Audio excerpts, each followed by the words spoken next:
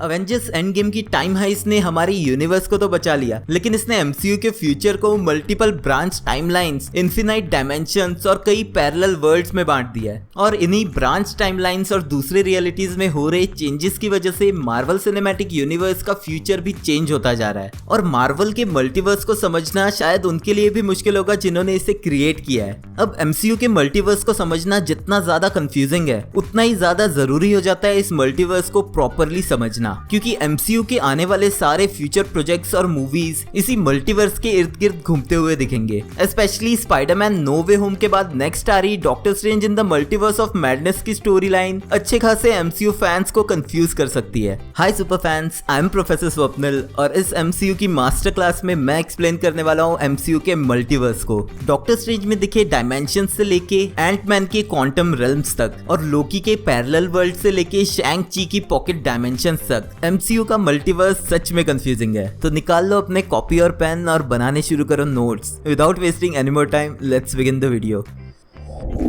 MCU के multiverse को easily explain करने के लिए 4 पार्ट्स में डिवाइड किया जा सकता है, जो कि है रेल्म्स, डायमेंशंस, पैरेलल वर्ल्ड्स और पॉकेट डायमेंशंस। अब सबसे पहले बात करते हैं सबसे इजी टू अंडरस्टैंड रेल्म्स की। अब रेल्म्स को मैं 2 पार्ट में डिवाइड कर रहा हूँ, जिसमें सबसे पहले आता है नॉर्स माइथोलॉजी के हिसाब से 9 रेल्म्स, जो कि इंटरकनेक्टेड है एक कॉस्मिक ट्री येगड्रेसिल के थ्रू। इन 9 रेल्म्स में से 4 रेल्म्स ऐसे हैं जिनसे हम बहुत अच्छे से वाकिफ है, जिनमें सबसे पहले आता है असगार्ड, जिसपे असगार्डियंस रहते हैं। असगार्डियंस का ही रूल है इन सभी 9 रेल्म्स पे, बट करंट एमसीयू स्टेटस के हिसाब से असगार्ड डिस्ट्रॉय हो चुका है और सभी असगार्डियंस शिफ्ट हो गए हैं मिडगार्ड पे, जो कि सेकंड रेल्म और ह्यूमंस का घर यानी कि अर्थ है। थर्ड रेल्म है योतनहाइम, जिसमें फ्रॉस्ट जायंट्स रहते हैं, जहां से लोकी बिलोंग करता है। फोर्थ रेल्म है निडावेलेयर, जिसे हमने देखा था इन्फिनिटी वॉर्स में, यहाँ पर ड्वार्फ्स रहते हैं। नेक्स्ट रेल्म है वेनाहाइम, थॉर के फ्रेंड्स वॉरियर्स 3 में से एक होगन इसी रेल्म से बिलोंग करता है। नेक्स्ट रेल्म है स्वर्तल्फाइम, ये घर है डार्क एल्व्स का, जिसमें से एक है मेलिके। वेनाहाइम और स्वर्तल्फाइम हमने सिर्फ थॉर डार्क वर्ल्ड में ही देखे हैं। अब अगले दोनों रेल्म्स हमने थॉर रैग्नारॉक में देखे हैं, जिनमें से पहला है निफलहाइम। निफलहाइम वो रेल्म है जहां पर हेला को बैनिश किया गया था, और दूसरा है मस्फेलहाइम, जो कि फायर डिमंस का घर है। ये वही रेल्म है जहां पर सर्टर राज करता था, जिसे थॉर रैग्नारॉक की स्टार्टिंग में थॉर ने मारा। और आखिरी है एल्फहाइम, जो कि लाइट एल्फ्स का घर है, लेकिन इसे अभी तक एमसीयू में दिखाया नहीं गया है। अब बात करते हैं रेल्म्स के सेकंड पार्ट की, जो कि साइंटिफिकली एक्सप्लेन्ड है, यानी कि एंटमैन सीरीज में फर्स्ट टाइम दिखा क्वांटम रेल्म। क्वांटम रेल्म को अवेंजर्स एंड गेम में टाइम हाइस्ट के दौरान यूज किया गया था। वो तब पॉसिबल हुआ जब स्कॉट लैंग ने ये रियलाइज किया कि क्वांटम रेल्म को एक पोर्टल की तरह यूज किया जा सकता है अलग अलग टाइम में ट्रेवल करने के लिए।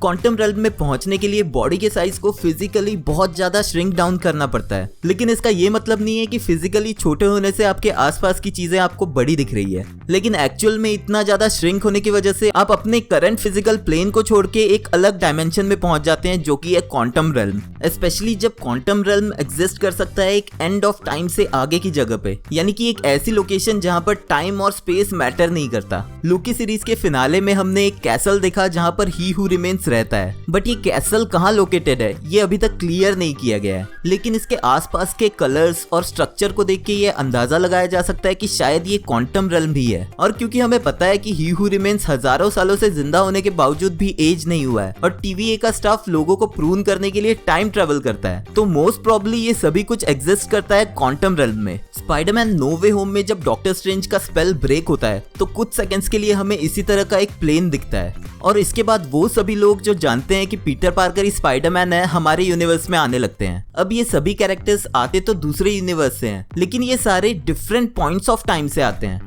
यानी कि सभी विलन्स ठीक उस पॉइंट पे आते हैं जब वो मरने वाले थे, लेकिन दोनों पीटर पार्कर अपने करंट टाइमलाइन से यहाँ आते हैं, यानी कि उनके यूनिवर्स में उनके लिए ये सभी विलन्स ऑलरेडी मर चुके हैं, जो कि हिंट देता है कि इस सब के पीछे क्वांटम रेल्म का कितना इंपॉर्टेंट पार्ट हो सकता है।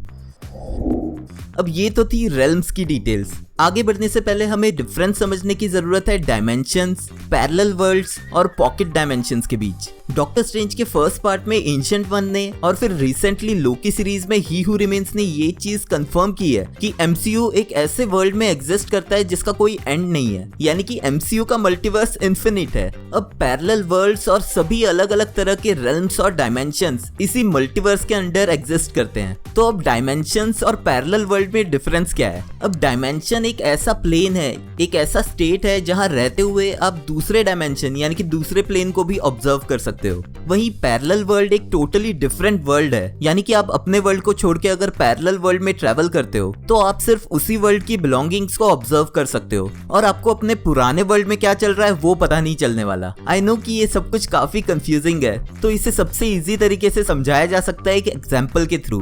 अब एग्जाम्पल के तौर पर इमेजिन करो कि आप अपनी बॉडी को छोड़ के एक आत्मा बन गए हो। अब आपकी आत्मा एक अलग डायमेंशन में एग्जिस्ट करती है जहां आप अपनी फिजिकल बॉडी को देख तो सकते हो, लेकिन इंटरैक्ट सिर्फ आपके डायमेंशन में, आपके प्लेन में सिर्फ बाकी घोस्ट से ही कर सकते हो। यानी कि अब आपके लिए ये प्लेन ऑफ रियलिटी है, यानी कि अब आप हो एक घोस्ट डायमेंशन में और जब तक आप नहीं चाहते तब तक आप फिजिकल वर्ल्ड और फिजिकल डायमेंशन को इफेक्ट नहीं कर सकते। अब वहीं पैरेलल वर्ल्ड का मतलब है कि आप अपने फिजिकल वर्ल्ड को छोड़ के एक टोटली न्यू वर्ल्ड में जा रहे हो, जहां हो सकता है कि वो वर्ल्ड हमारे वर्ल्ड की तरह आइडेंटिकल हो, लेकिन फिर भी कुछ चीजें वहां पर टोटली अलग ढंग से हो रही हो। फॉर एग्जाम्पल, स्टूडेंट्स टीचर्स को पढ़ा रहे हो और टीचर्स को होमवर्क मिल रहा हो। अब इस वर्ल्ड में आप जो भी करोगे वो इस पूरे वर्ल्ड को अफेक्ट कर सकता है, लेकिन आपके पुराने वर्ल्ड को बिल्कुल अफेक्ट नहीं करेगा। आई होप आपको डायमेंशंस और पैरेलल वर्ल्ड का डिफरेंस समझ आ गया होगा, क्योंकि अब मैं बात करने वाला हूँ उन सभी डायमेंशंस की जो एमसीयू में एग्जिस्ट करती हैं। अब सबसे पहली डायमेंशन है एस्ट्रल डायमेंशन। ये एग्जाम्पल में बताई गई डायमेंशन की तरह वो डायमेंशन है जहां सोल बॉडी से अलग एग्जिस्ट करती है। सॉर्सरर्स एस्ट्रल डायमेंशन में पहुंचने के लिए अपने फिजिकल फॉर्म को पीछे छोड़ देते हैं और अगर वो चाहे तो किसी और के साथ भी ऐसा कर सकते हैं, जो हमने एंशिएंट वन को पहले डॉक्टर स्ट्रेंज के साथ करते हुए और फिर एवेंजर्स एंड गेम में ब्रूस बैनर के साथ करते हुए भी देखा है। और यही सेम चीज डॉक्टर स्ट्रेंज ने स्पाइडरमैन के साथ भी की नो वे होम में। एस्ट्रल डायमेंशन में टाइम टोटली अलग वर्क करता है, जिसका एग्जाम्पल हमने डॉक्टर स्ट्रेंज को एस्ट्रल फॉर्म में बुक्स पढ़ के नॉलेज गेन करते वक्त देखा और दूसरी बार मरती हुई एंशिएंट वन को डॉक्टर स्ट्रेंज के सोल के साथ डिस्कशन करते हुए देखा। अब इसी एस्ट्रल डायमेंशन को यूज करते हुए हमने वांडा को भी देखा जब वो अपनी बॉडी से कुछ और काम करवा रही थी, लेकिन उसकी सोल डार्क डायमेंशन में मल्टीवर्स को स्टडी कर रही थी। अब एमसीयू में इसी तरह की डायमेंशन को दो अलग नामों से भी जाना गया है, जिसमें आता है ब्लैक पैंथर का एंसेस्ट्रल प्लेन और सोल स्टोन का सोल वर्ल्ड। हमने टचाला और किलमॉन्गर दोनों को ही किंग ऑफ वकांडा बनने के बाद एंसेस्ट्रल प्लेन में जाते हुए देखा है, बट जहाँ टचाला का एंसेस्ट्रल प्लेन वकांडन लोकेशन की तरह ही दिखता है, वहीं किलमॉन्गर का एंसेस्ट्रल प्लेन उस लोकेशन की तरह है जहाँ वो बड़ा हुआ है। यानी कि ये प्लेन भी है तो सोल्स के साथ कन्वर्स करने के लिए, पर ये कैसा दिखेगा वो डिपेंड करता है कि वहाँ जा कौन रहा है। और ऐसा ही एक अलग डायमेंशन हमें सोल वर्ल्ड के रूप में भी तब दिखता है जब थैनोस स्नैप के बाद एक अलग रेड डायमेंशन में पहुंच जाता है, जहां वो कन्वर्स करता है गमोरा के साथ जब वो एक छोटी बच्ची थी। और ऐसा ही कुछ टोनी स्टार्क के स्नैप के बाद भी होता है जब वो भी इसी डायमेंशन में पहुंचता है और बात कर पाता है अपनी बड़ी हो चुकी बेटी के साथ। तो एस्ट्रल प्लेन, एंसेस्ट्रल प्लेन और सोल वर्ल्ड तीनों ही एमसीयू के मल्टीवर्स में एग्जिस्ट करते हैं। अब बात करते हैं नेक्स्ट डायमेंशन की, जो कि है mirror dimension. Mirror dimension exact copy है फिजिकल वर्ल्ड की, जिसे सिर्फ सॉर्सरर्स क्रिएट कर सकते हैं। लेकिन मिरर डायमेंशन में जो होता है उसका इफेक्ट रियल वर्ल्ड पे नहीं हो सकता। मिरर डायमेंशन को सॉर्सरर्स यूज करते हैं ट्रेनिंग के लिए, लेकिन इसे एनिमीज को कैप्चर करने के लिए भी यूज किया गया है। मिरर डायमेंशन का यूज हमने एंशिएंट वन और कैसिलियस की फाइट में और रिसेंटली डॉक्टर स्ट्रेंज को भी करते हुए देखा था जब वो स्पाइडरमैन को ट्रैप करने की कोशिश करता है।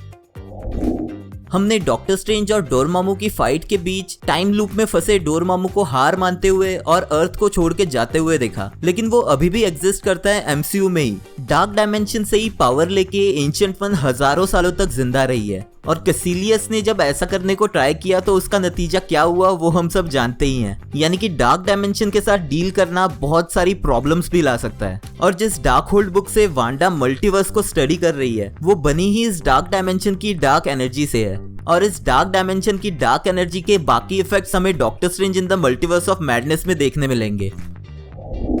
अब पैरेलल यूनिवर्स, जो कि एक्चुअल में मल्टीवर्स का सबसे बड़ा हिस्सा है, उसके बारे में बात करने से पहले मैं पॉकेट डायमेंशन के बारे में बताऊंगा। पॉकेट डायमेंशन हमें फिलहाल सिर्फ तालो के रूप में शांगची में दिखी है। अब तालो एक फिजिकल लोकेशन है जो एक पॉकेट डायमेंशन के रूप में अर्थ के अराउंड ही एग्जिस्ट करती है और इस तक सिर्फ एक हिडन पोर्टल के थ्रू ही पहुंचा जा सकता है। अब तालो में ही रहते हैं उस विलेज के लोग और एक ग्रेट डिफेंडर ड्रैगन जो अर्थ को प्रोटेक्ट करते आए हैं एक एक्स्ट्रा डायमेंशनल बीस्ट से, जिसे शांगची ने 10 रिंग्स की मदद से मार के खत्म कर दिया। लेकिन इसका ये मतलब नहीं है कि ऐसे कुछ और एक्स्ट्रा डायमेंशनल क्रिएचर्स एग्जिस्ट नहीं करते।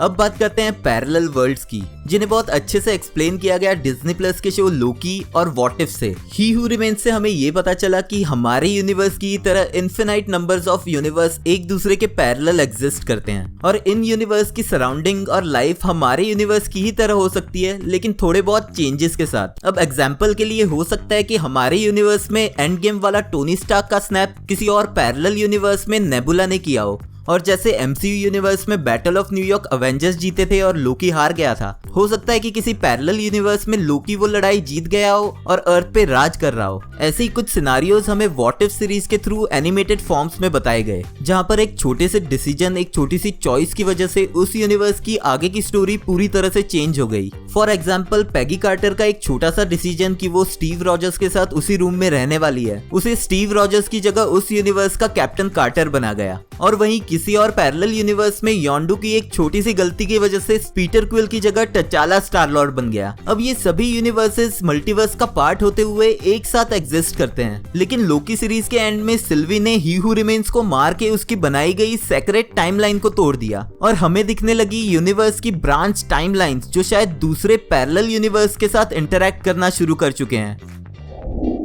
तो इन कंक्लूजन, डॉक्टर स्ट्रेंज के थ्रू हमें फर्स्ट टाइम पता चला मल्टीवर्स के एग्जिस्टेंस के बारे में, थॉर और एंटमैन के थ्रू हमने रेल्म्स को समझा, और फिर Wanda vision, Loki, what if और recently Spiderman no way home ने MCU के मल्टीवर्स को इतना एक्सपेंड कर दिया है कि जिस MCU को हम जानते थे वो टोटली चेंज होता जा रहा है, और doctor Strange in the multiverse of madness उस चीज की सिर्फ स्टार्ट ही है। तो गाइज, ये थी वो सारी डिटेल्स जो आपको पता होनी चाहिए MCU के मल्टीवर्स के बारे में। यहीं खत्म करता हूँ मैं अपनी MCU की मास्टर क्लास। अगर आपको ये वीडियो पसंद आया तो प्लीज लाइक कर देना, क्योंकि वो एकदम फ्री है। Thank you for watching this video. मिलते हैं नेक्स्ट वीडियो में।